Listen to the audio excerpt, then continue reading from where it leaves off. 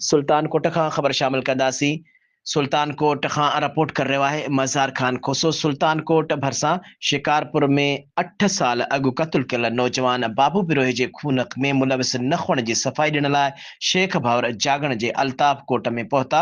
सुल्तानकोट बिरोही ऐं शेख बिरादरी में हलंदड़ झेड़े जी सफ़ाई जागण में अॻूणे MNA गौस बख्श महर, सरदार चंगेज़ खान सासोली, मीर ग़ुलाम मुस्तफ़ा ख़ान रिंद, मीर सोबा ख़ान रिंद, सरदार चंगेज़ खान पंवर, सूबाई सलाहकार बाबल भयो, अॻूणे MNA डॉक्टर मोहम्मद इब्राहिम जतोई, सरदार जागण ख़ान भयो समेत ॿियनि सरदारनि जी शिरकत। सुल्तानकोट जो ही जिरगो करण न आहियूं आया। असां ॿई भाउर हिन खून में मुलविस न आहियूं।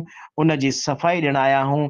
MPA इम्तियाज़ अहमद शेख, मक़बूल शेख, बाबू बिरोही जे क़त्ल में चिणगी मुक़ाम जा शेख अतू शेख, ॾाॾू शेख मुलविस आहिनि। असांजो उन्हनि सां को बि वास्तो न आहे। शेख भाउर यादि रहे त क़त्ल केस अॻूणे सूबाई वज़ीर मक़बूल अहमद शेख जो पुटु हाणोके म्यूनिसिपल कमेटी शिकारपुर जे चेयरमैन फयाज़ मेमून शेख समेत 16 जवाबदारनि मथां दाख़िल आहे।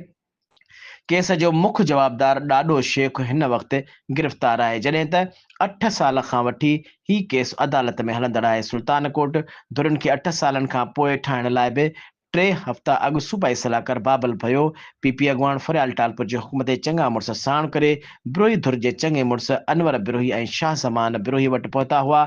सुल्तानकोट बिरोही अॻूणे धुर MPA इम्तियाज़ अहमद शेख ऐं मक़बूल अहमद शेख खे क़त्ल में मुलविस न हुजण ते साख खणण लाइ चयो वियो हो, जॾहिं त ॻाल्हियुनि में शेख भाउरनि खे साख न ॾिनी वई। ॿिन्ही धुरनि खे भाकुर पाराए राज़ी कयो वियो।